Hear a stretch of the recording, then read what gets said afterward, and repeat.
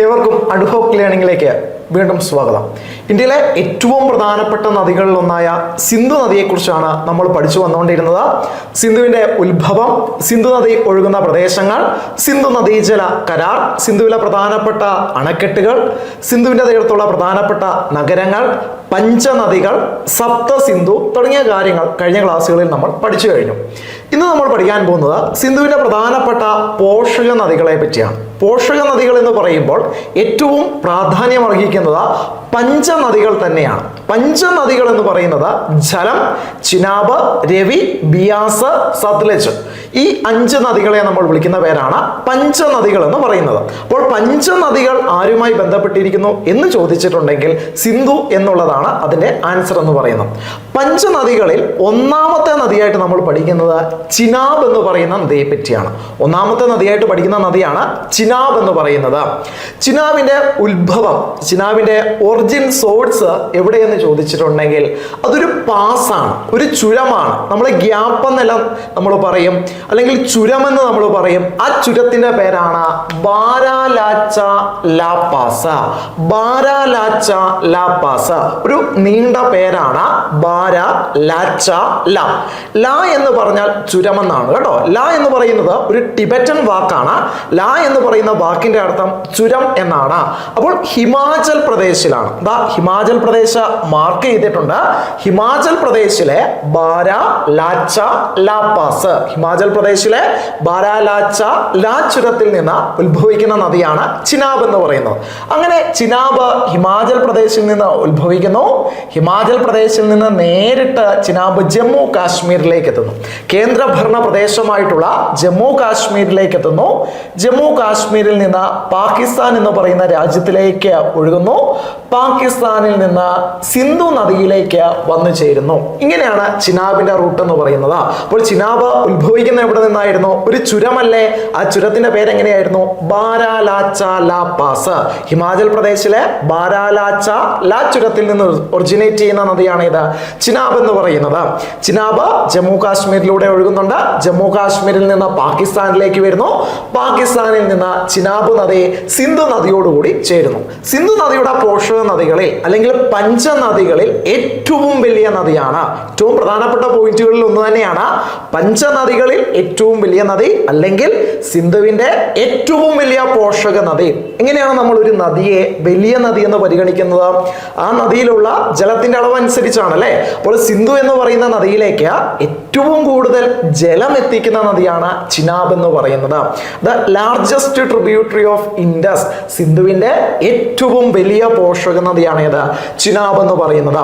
അത് മാത്രമല്ല ചിനാബിന്റെ പ്രത്യേകത, സിന്ധു നദിയോടുകൂടി നേരിട്ട് വന്ന് ചേരുന്ന, സിന്ധു നദിയോടുകൂടി നേരിട്ട് വന്ന് ചേരുന്ന ഏക പോഷക നദിയും അല്ലെങ്കിൽ ഏക പഞ്ചനദിയും ഏതാണ്? ചിനാബാണ്. സിന്ധു നദിയോടുകൂടി നേരിട്ട് വന്ന് ചേരുന്ന ഏക പഞ്ചനദി കൂടിയാണ് ഏത്? ചിനാബ് എന്ന് പറയുന്നത്. ഇനിയും ചിനാബ് എന്ന് പറയുന്ന നദി 2 ചെറിയ അരുവികളായിട്ടാണ് ഉത്ഭവിക്കുന്നത്. ഇങ്ങനെ 2 ചെറിയ അരുവികളായിട്ടാണ് ചിനാബ് ഉത്ഭവിക്കുന്നത്. അതിൽ ആദ്യത്തെ അരുവിയെ നമ്മൾ വിളിക്കുന്ന പേരാണ് ചന്ദ്ര എന്ന് വിളിക്കും. ആദ്യത്തെ അരുവിയാണ് ചന്ദ്ര എന്ന് പറയുന്നത്. രണ്ടാമത്തെ അരുവിയുടെ പേരാണ് ഭാഗ എന്ന് പറയുന്നത്. ചന്ദ്രയും ഭാഗയുമായിട്ടാണ് ഒറിജിനേറ്റ് ചെയ്യുന്നത്. ഇത് പിന്നീട് താഴ്വരയിൽ വാലികളിൽ കൂട്ടിമുട്ടുകയും ആ കൂട്ടിമുട്ടിയതിന് ശേഷം അതിന്റെ പേരാണ് ചന്ദ്രഭാഗ എന്നറിയപ്പെടുന്നത്. അപ്പോൾ ഇന്ത്യയിലെ ചന്ദ്രഭാഗ എന്നറിയപ്പെടുന്നത് ഏതാണ്? ചിനാബാണ്. ചിനാബിന്റെ മറ്റൊരു പേരാണ് ചന്ദ്രഭാഗ എന്ന് പറയുന്നത്. അത് മാത്രമല്ല ഋഗ്വേദത്തിലെല്ലാം ചിനാബിനെ പറ്റിയുള്ള പരാമർശമുണ്ട്. ഋഗ്വേദത്തിൽ അസ്കിനി എന്നറിയപ്പെടുന്നത്, ഋഗ്വേദത്തിൽ ചിനാബിനെ വിളിക്കുന്ന പേരാണ് അസ്കിനി എന്നറിയപ്പെടുന്നത് ചിനാബാണ്. ഋഗ്വേദത്തിൽ തന്നെ മറ്റൊരു പരാമർശമുണ്ട് ഇസ്കാമതി. ഋഗ്വേദത്തിൽ തന്നെ മറ്റൊരു പരാമർശം എങ്ങനെയാണ്? ഇസ്കാമതി. അപ്പോൾ അസ്കിനി എന്നും ഇസ്കാമതി എന്നും അറിയപ്പെടുന്നത് ഏതാണ്? ചിനാബാണ്. ചിനാബിന്റെ മറ്റൊരു പേര് നമ്മൾ ആദ്യം തന്നെ പഠിച്ചിട്ടുണ്ടായിരുന്നു. ഏതാണ്? ചന്ദ്രഭാഗ. അപ്പോൾ ചന്ദ്രഭാഗ, അസ്കിനി, ഇസ്കാമതി എന്നീ പേരുകളിൽ അറിയപ്പെടുന്ന ഇന്ത്യൻ നദി ഏതെന്ന് ചോദിച്ചാൽ ആൻസർ ഏതാണ്? ചിനാബാണ്. ഇനിയും ഇവിടെ നിന്ന് ചോദിക്കാൻ കൊള്ളാവുന്ന മറ്റൊരു ചോദ്യമാണ് ചിനാബിന്റെ പ്രധാനപ്പെട്ട പോഷക നദികൾ ഏതെല്ലാമാണ്? അപ്പോൾ സിന്ധുവിന്റെ പോഷക നദിയാണ് ഏത്? ചിനാബ് എന്ന് പറയുന്നത്. ഈ ചിനാബ് എന്ന് പറയുന്ന നദിയിലേക്ക് ഒഴുകിയെത്തുന്ന ചെറിയ നദികൾ അതിന്റെ പോഷക നദികളാണ്. അങ്ങനെയുള്ള രണ്ട് നദികളാണ് ചന്ദ്രയും ഭാഗയും എന്ന് പറയുന്നത്. ചന്ദ്രയും ഭാഗയുമാണ്. നമ്മൾ ആദ്യം തന്നെ പറഞ്ഞു ചന്ദ്രയും ഭാഗയും കൂടി ചേർന്നിട്ടാണ് ഏത് രൂപാന്തരപ്പെടുന്നത്? ചിനാബ് അല്ലെങ്കിൽ ചന്ദ്രഭാഗ രൂപാന്തരപ്പെടുന്നത് എന്ന് പറഞ്ഞു. അപ്പോൾ ചന്ദ്രയും ഭാഗയും ആരുടെ പോഷക നദികളാണ്? ചിനാബിന്റെ പോഷക നദികളാണ്. ഇനിയും നിങ്ങൾ ഓർത്തിരിക്കേണ്ട മറ്റൊരു പോഷക നദിയുടെ പേരാണ് താവി എന്ന് പറയുന്നത്. ആ നദിയുടെ പേരാണ് താവി എന്ന് പറയുന്ന നദിയാണ്. താവി അല്ല, താവ മറ്റൊരു നദിയാണ്, ഒരു ഉപദ്വീപിയ നദിയാണ്. അത് ഉപദ്വീപിയ നദികൾ പഠിക്കുന്ന സമയത്ത് നമുക്ക് പഠിക്കാം. ഈ നദിയുടെ പേര് ഏതാണ്? താവി എന്ന് പറയുന്ന നദിയാണ്. ഇനിയും കൂട്ടുകാരിൽ പലരും കേട്ടിട്ടുള്ള ഒരു ട്രെയിനിന്റെ പേരായിരിക്കും ജമ്മു താവി എക്സ്പ്രസ്. ജമ്മു താവി എക്സ്പ്രസ്. അപ്പോൾ അതിൽ നിന്ന് തന്നെ ഒരു ചോദ്യത്തിന്റെ ആൻസർ കിട്ടില്ലേ? ജമ്മു സ്ഥിതി ചെയ്യുന്നത്, കാശ്മീരിന്റെ ഭാഗമായിട്ടുള്ള ജമ്മു സ്ഥിതി ചെയ്യുന്നത് ഏത് നദിയുടെ തീരത്താണ്? താവി നദിയുടെ തീരത്താണ്. അപ്പോൾ താവി ആരുടെ പോഷക നദിയാണ്? ചിനാബിന്റെ പോഷക നദിയാണ്. അപ്പോൾ ചന്ദ്ര, ഭാഗ, താവി ഇതെല്ലാം ആരുടെ പോഷക നദികളാണ്? ചിനാബിന്റെ പോഷക നദികളാണ്. അപ്പോൾ ജമ്മു സ്ഥിതി ചെയ്യുന്നത് ഏത് നദിയുടെ തീരത്താണ്? താവി നദിയുടെ തീരത്താണ് ഏത് സ്ഥിതി ചെയ്യുന്നത്? ജമ്മു സ്ഥിതി ചെയ്യുന്നത്. ഇനി ചിനാബുമായി ബന്ധപ്പെട്ട് നമ്മൾ പറയുമ്പോൾ ചിനാബിലെ പ്രധാനപ്പെട്ട ഒരു ഡാമിന്റെ പേരാണ് ബെഗ്ലിഹാർ ഡാം എന്ന് പറയുന്നത്. PSC പരീക്ഷകളിൽ ഏകദേശം 8 തവണയോളം ചോദിച്ച ഒരു ഡാമിന്റെ പേരാണ് ബെഗ്ലിഹാർ എന്ന് പറയുന്നത്. ബെഗ്ലിഹാർ ഡാം ഏത് നദിയിലാണ്?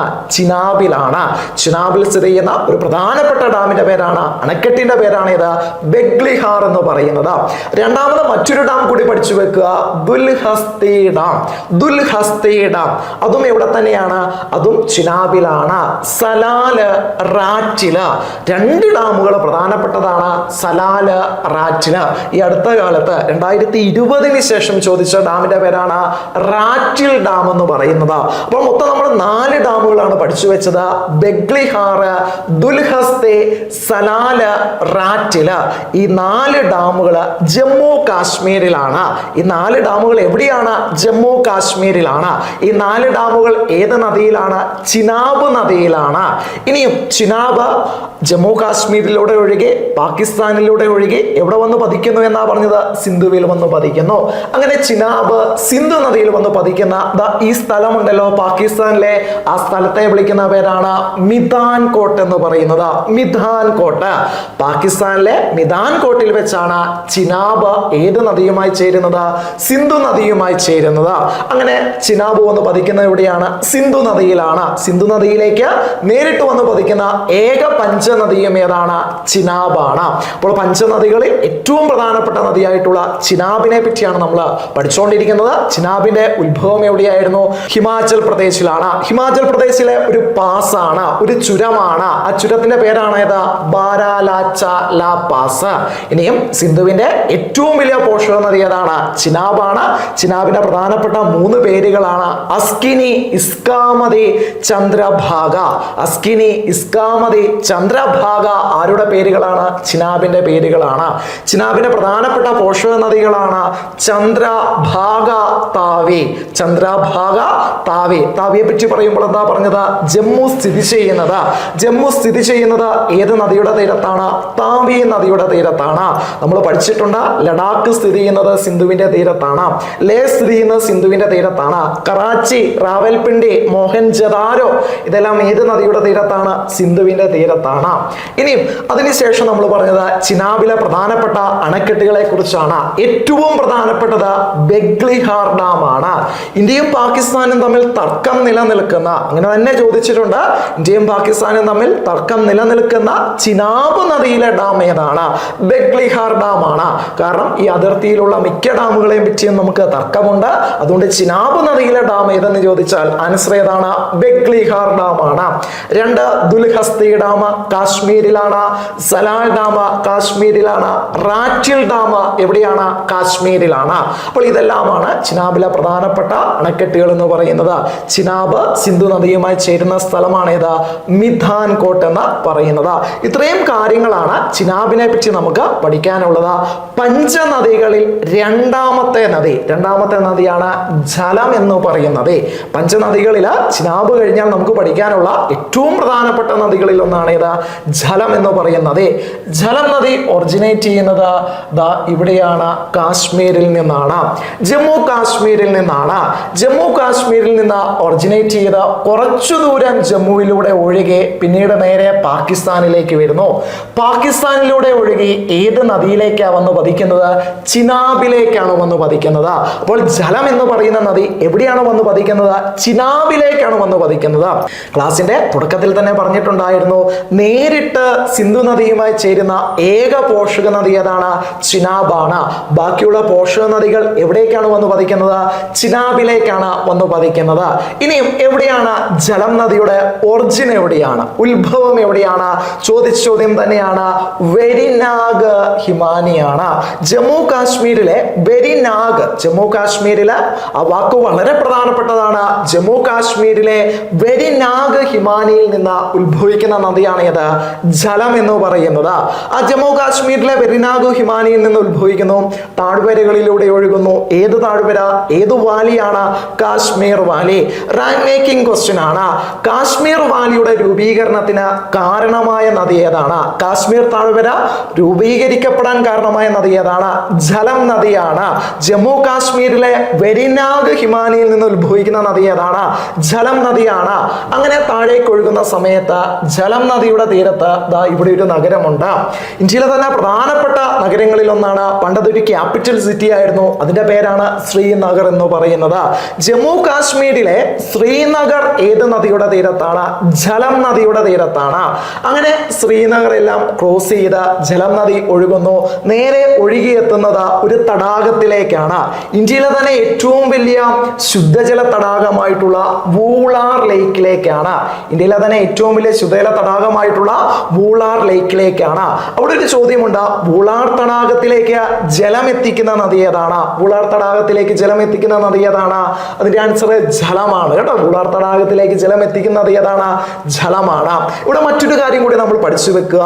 ചിനാബിന്റെ പേരുകൾ നമ്മൾ പഠിച്ചിട്ടുണ്ടായിരുന്നു. 3 പേരുകളാണ് ചിനാബിന് നമ്മൾ പഠിച്ചത്. ആ 3 പേരുകൾ ഓർമ്മയുണ്ടോ? അസ്കിനി, ഇസ്കാമതി, ചന്ദ്രഭാഗ. അസ്കിനി എന്നും ഇസ്കാമതി എന്നും ചന്ദ്രഭാഗ എന്നും അറിയപ്പെടുന്ന നദി ഏതാണ്? അത് ചിനാബാണ്. ഇവിടെ ജലത്തിനും പേരുകളുണ്ട്. ജലം നദി ഋഗ്വേദത്തിൽ അറിയപ്പെടുന്ന പേരാണ് വിദാസ്ത. ജലം നദി ഋഗ്വേദത്തിൽ അറിയപ്പെടുന്ന പേര് വിദാസ്ത എന്നാണ്. ഇനിയും ജലം നദിയെ ഗ്രീക്കുകാരെ വിളിക്കുന്ന പേരാണ് ഹൈഡാസ്പസ്. ജലം നദിയെ ഗ്രീക്കുകാരെ വിളിക്കുന്ന പേര് എങ്ങനെയാണ്? ഹൈഡാസ്പസ്. അപ്പോൾ ഈ ഹൈഡാസ്പസ് എന്ന് പറയുന്ന വാക്കിന് പിന്നിൽ വളരെ മഹത്തരമായിട്ടുള്ള ഒരു ചരിത്രമുണ്ട്.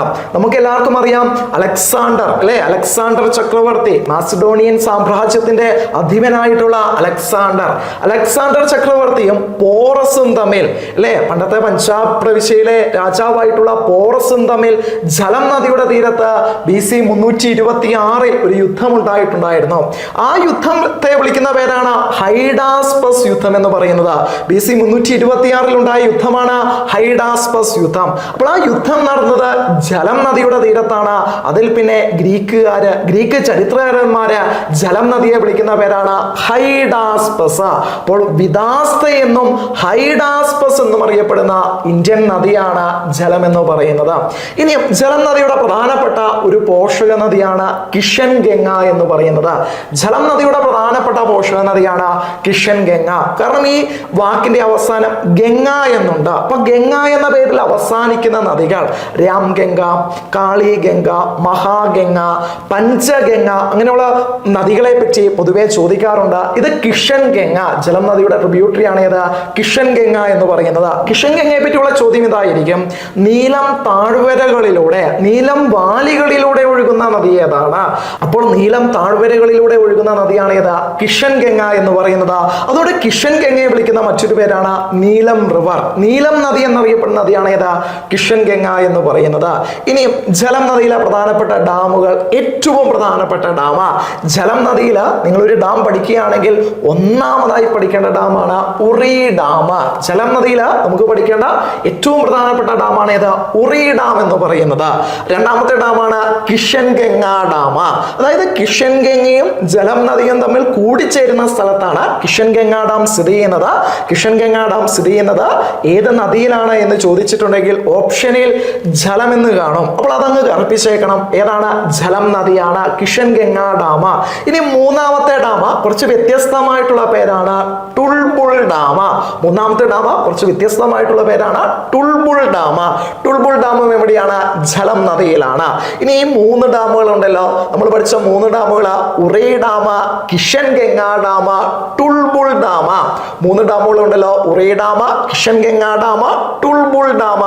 ഈ 3 ഡാമുകൾ ഇന്ത്യയിലുള്ള ഡാമുകളാണ്. ഇന്ത്യയിൽ എന്ന് പറഞ്ഞാൽ എവിടെയായിരിക്കും? ജമ്മു കാശ്മീരിലാണ്. ഈ 3 ഡാമുകൾ സ്ഥിതി ചെയ്യുന്ന എവിടെയാണ്? ജമ്മു കാശ്മീരിലാണ്. ഇനി മറ്റൊരു ഡാമിന്റെ പേര് പറയാൻ പോവാണ്, മംഗള ഡാം. മറ്റൊരു ഡാമാണ് മംഗള ഡാം. മംഗള ഡാം എവിടെയാണ്? പാകിസ്ഥാനിലാണ്. ഏത് നദിയിലാണ്? ജലം നദിയിലാണ്. അപ്പോൾ ഇന്ത്യയിലുള്ള 3 ഡാമുകളാണ് Uri dam, Kishanganga dam, Tulbul dam. പാകിസ്ഥാനിൽ ജലം നദിയിലുള്ള ഡാമിന്റെ പേരാണ് ഏതാ? മംഗള ഡാം എന്ന് പറയുന്നത്. അങ്ങനെ ആ ജലം നദി ഇന്ത്യയിൽ നിന്ന് ഉത്ഭവിച്ച, ജമ്മു കാശ്മീരിൽ നിന്ന് ഉത്ഭവിച്ച നേരെ എങ്ങോട്ട് വരുന്നു? പാകിസ്ഥാനിലേക്ക് വരുന്നു. പാകിസ്ഥാനിൽ നിന്ന് ഏത് നദിയോടൊപ്പം വന്ന് ചേരുന്നു? ചിനാബിലേക്ക് വന്ന് ചേരുന്നു. ഇതാണ് ആരുടെ റൂട്ട് എന്ന് പറയുന്നത്? ജലം നദിയുടെ റൂട്ട് എന്ന് പറയുന്നത്. ഇനി പഞ്ചനദികളിൽ മൂന്നാമത്തെ നദിയാണ് രവി എന്ന് പറയുന്നത്. അപ്പോൾ നമ്മൾ ആദ്യം പഠിച്ചത് ചിനാബിനെ പറ്റിയാണ്. പിന്നീട് നമ്മൾ പഠിച്ചത് ജലം നദിയെ പറ്റിയാണ്. മൂന്നാമത്തെ നദിയാണ് രവി എന്ന് പറയുന്നത്. രവി നദിയുടെ ഉത്ഭവം ഹിമാചൽ പ്രദേശ് തന്നെയാണ്. ഹിമാചൽ പ്രദേശിൽ നിന്ന് ഉത്ഭവിക്കുന്ന നദിയാണ് ഏത്? രവി എന്ന് പറയുന്നത്. ഹിമാചൽ പ്രദേശിലെ ഒരു ഡിസ്ട്രിക്റ്റിന്റെ പേര് ഓർത്തു വെക്കുക, ചമ്പ ഡിസ്ട്രിക്ട്. ഹിമാചൽ പ്രദേശിലെ ഒരു ജില്ലയുടെ പേരാണ് ചമ്പ എന്ന് പറയുന്നത്. ചമ്പ എന്ന് പറയുന്നത് ഒരു ഹിൽ സ്റ്റേഷൻ കൂടിയാണ്, ഒരു സുഖവാസ കേന്ദ്രം കൂടിയാണ്. ഏതെന്ന് പറയുന്നത്?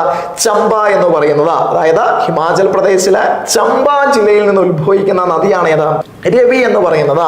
ആ ഹിമാചൽ പ്രദേശിൽ നിന്ന് ഉത്ഭവിച്ച രവി നദി നേരെ പഞ്ചാബിലേക്ക് ഒഴുകുന്നു.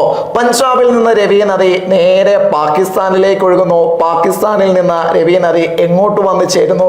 ചിനാബിലേക്ക് വന്ന് ചേരുന്നു. അപ്പോൾ ജലം പോലെ രവിയും എവിടെയാ വന്ന് ചേരുന്നത്? ചിനാബിലേക്കാണ് വന്ന് ചേരുന്നത്. ഏറ്റവും പ്രധാനപ്പെട്ട പോയിന്റ് ആണ്. രവി നദി വന്ന് പതിക്കുന്നത് എവിടെയാണ്? ചിനാബിലേക്കാണ് വന്ന് പതിക്കുന്നത്. എവിടെയായിരുന്നു രവി നദിയുടെ ഉത്ഭവം? എവിടെയായിരുന്നു? ഹിമാചൽ പ്രദേശ്. ഹിമാചൽ പ്രദേശിലെ എവിടെയാണ്? ഹിമാചൽ പ്രദേശിലെ ചമ്പ ജില്ലയിൽ നിന്ന് ഉത്ഭവിക്കുന്ന നദിയാണ് ഏത്? രവി എന്ന് പറയുന്നത്. ഇനി നമ്മൾ ചിനാബിന്റെ കുറച്ച് പേരുകൾ പഠിച്ചില്ലേ? ചിനാബിന്റെ പേരുകൾ ഏതെല്ലാമായിരുന്നു? അസ്കിനി, ഇസ്കാമതി, ചന്ദ്രഭാഗ ചിനാബിന്റെ പേരുകളായിരുന്നു. വിദാസ്ത, ഹൈഡാസ്പസ ആരുടെ പേരുകളായിരുന്നു? വിദാസ്ത, ഹൈഡാസ്പസ ജലം നദിയുടെ പേരുകളായിരുന്നു. അങ്ങനെ രവിക്ക് കുറച്ച് പേരുകളുണ്ട്. പരുഷ്ണി, ഐരാവതി. പരുഷ്ണി എന്നും ഐരാവതി എന്നും അറിയപ്പെടുന്നത്, പരുഷ്ണി എന്നും ഐരാവതി എന്നും അറിയപ്പെടുന്നത് ഏതാണ്? അത് രവി നദിയാണ്. ഇനി ഐരാവതി എന്നറിയപ്പെടുന്ന മറ്റൊരു നദിയുണ്ട്, അത് മ്യാൻമറിലെ നദിയാണ്. അതുമായിട്ട് ഇതിനൊരു ബന്ധവുമില്ല. അതിലേക്ക് നിങ്ങളുടെ ശ്രദ്ധ പോവണ്ട. ഇപ്പൊ നിങ്ങൾ ഓർത്തു വെക്കുക, പരുഷ്ണി, ഐരാവതി ആരുടെ പേരുകളാണ്? രവി നദിയുടെ പേരുകളാണ്. ഇനി രവി നദിയെ പറ്റി ചോദിച്ച കുറച്ച് പ്രീവിയസ് ക്വസ്റ്റ്യൻസ് ഉണ്ട്. അതിലൊന്നാണ് പഞ്ചാബിലെ ഏറ്റവും ചെറിയ നദി. അതായത് പഞ്ചാബിലൂടെ ഒഴുകുന്ന നദികളിൽ, രവി നദി പഞ്ചാബിലൂടെ ഒഴുകുന്നുണ്ട്. പഞ്ചാബിലൂടെ ഒഴുകുന്ന നദികളിൽ ഏറ്റവും ചെറിയ നദി ഏതാണ്? അതിന്റെ ആൻസർ ഏതാണ്? രവി നദിയാണ്. ഇനി ദ റിവർ ഓഫ് ലാഹോർ, ലാഹോറിന്റെ നദി എന്നറിയപ്പെടുന്ന ഏതാണ്? രവിയാണ്. കാരണം പാകിസ്ഥാനിലെ ലാഹോറിൽ കൂടെ ഒഴുകുന്ന നദി ഏതാണ്? രവിയാണ്. ഇനി നമ്മൾ പറഞ്ഞിട്ടുണ്ടായിരുന്നു മോഹൻജദാരോ, ഹാരപ്പൻ നാഗരികതയുമായി ബന്ധപ്പെട്ട മോഹൻജദാരോ ഏത് നദിയുടെ തീരത്താണ്? സിന്ധുവിന്റെ തീരത്താണ്. ഹാരപ്പൻ ഹാരപ്പ സ്ഥിതി ചെയ്യുന്നത്? ഹാരപ്പ സ്ഥിതി ചെയ്യുന്നത് ഏത് നദിയുടെ തീരത്താണ്? രവി നദിയുടെ തീരത്താണ്. അപ്പൊ രവി നദിയുടെ തീരത്തുള്ള പ്രധാനപ്പെട്ട നഗരങ്ങൾ ഏതെല്ലാമായിരുന്നു? ഒന്ന് ചമ്പ അല്ലെ, ഹിൽ സ്റ്റേഷൻ ആണ്. 2 ലാഹോർ, 3 ഹാരപ്പ. ഈ 3 സ്ഥലങ്ങളും ഏത് നദിയുടെ തീരത്താണ്? രവി നദിയുടെ തീരത്താണ്. ഇനി രവി നദിയുമായി ബന്ധപ്പെട്ട് നമുക്ക് പറയാനുള്ള ഏറ്റവും പ്രധാനപ്പെട്ട ഒരു ഡാമിന്റെ പേരാണ് രഞ്ജിത്ത് സാഗർ ഡാം. രവി രഞ്ജിത്ത് അങ്ങനെ കണക്ട് ചെയ്ത് പഠിക്കണം കേട്ടോ. രഞ്ജിത്ത് സാഗർ ഡാം. രഞ്ജിത്ത് സാഗർ ഡാം എവിടെയാണ്? പഞ്ചാബിലാണ്. രഞ്ജിത്ത് സാഗർ ഡാം പഞ്ചാബിലാണ്. രഞ്ജിത്ത് സാഗർ ഡാമിന്റെ മറ്റൊരു പേരാണ് രഞ്ജിത്ത് സാഗർ ഡാമിന്റെ മറ്റൊരു പേരാണ് തെയ്ൻ ഡാം. തെയ്ൻ ആണ് കേട്ടോ. തെയ്ൻ ഡാം എന്നറിയപ്പെടുന്ന ഡാമാണ് ഏത്? രഞ്ജിത്ത് സാഗർ ഡാം. രഞ്ജിത്ത് സാഗർ ഡാം രവി നദിയിലാണ്, പഞ്ചാബിലാണ്. ഇനിയും രവി നദിയിൽ സ്ഥിതി ചെയ്യുന്ന മറ്റൊരു പ്രധാനപ്പെട്ട ഡാമാണ് ചമേര ഡാം. ചമേര ഡാം എന്ന് പറഞ്ഞാൽ ഒരുപാട് ഡാമുകളുണ്ട്. ചമേര 1, ചമേര 2, ചമേര 3 എന്നെല്ലാം പറഞ്ഞുകൊണ്ട് ചമേര ഡാം എവിടെയാണ്? രവി നദിയിലാണ്. എവിടെയെന്ന് ചോദിച്ചാൽ എവിടെയാണ്? ഹിമാചൽ പ്രദേശിലാണ്. അപ്പോൾ ഹിമാചൽ പ്രദേശില് രവി നദിയിൽ സ്ഥിതി ചെയ്യുന്ന ഡാമാണ് ഏത്? ചമേര ഡാം എന്ന് പറയുന്നത്. അങ്ങനെ ഇന്ത്യയിൽ നിന്ന് നേരെ പാകിസ്ഥാനിലേക്ക് ഒഴുകുന്നു. ഏത് നദിയിലേക്ക് വന്ന് ചേരുന്നു? ചിനാബിലേക്ക് രവി വന്ന് ചേരുന്നു. ഇനി നമുക്ക് പഠിക്കാനുള്ളത് ബിയാസ്, സത്ലജ് തുടങ്ങിയ പഞ്ചനദികളെ പറ്റിയാണ്. അതുകൂടാതെയും സിന്ധുവിന്റെ ചില നദികളെ പറ്റി നമുക്ക് പഠിക്കാനുണ്ട്. അത് നമുക്ക് അടുത്ത ക്ലാസ്സിൽ നമുക്ക് പഠിക്കാം.